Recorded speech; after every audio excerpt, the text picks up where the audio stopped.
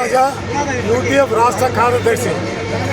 గత ప్రభుత్వం జీవో 117 తీసుకువచ్చి ప్రాథమిక విద్యా రంగాన్ని నిర్వీర్యం చేయడానికి కంకణం కట్టుకున్నందువలన మేము అనేక పోరాటాలు చేసినా గత ప్రభుత్వం స్పందించలేదు.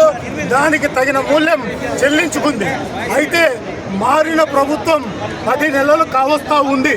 ఇప్పటి వరకు ఈ ప్రభుత్వం వారం వారం విద్యాశాఖ మంత్రి కాకుండా కార్యదర్శితో సమావేశాలు నిర్వహిస్తూ ఉంది.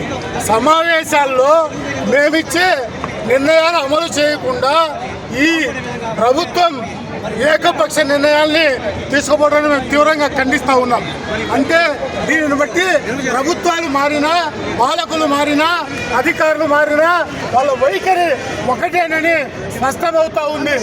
మేము 3 నెలలుగా ఈ ప్రభుత్వానికి అనేక రిప్రజెంటేషన్స్ ఇచ్చాం, ప్రాతినిధ్యాలు చేశాం.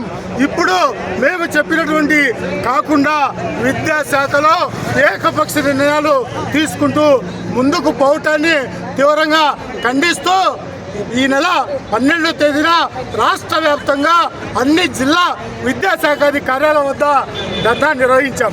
ప్రభుత్వం నుంచి స్పందన లేదు.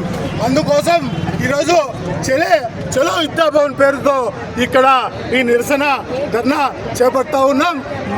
పాఠశాల విద్యాశాఖ మంత్రి ఇప్పటి వరకు మాతో చర్చలు జరపకుండా ఉండడం అనేది మేము తీవ్రంగా పరిగణిస్తూ ఉన్నాం.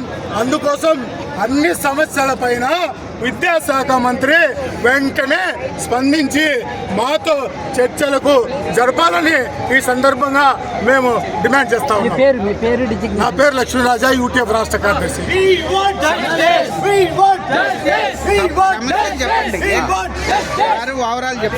ప్రధాన డిమాండ్లు చెప్పండి. ఎన్ నవకోటేశ్వరరావు, రాష్ట్ర కార్యదర్శిని. గత ప్రభుత్వం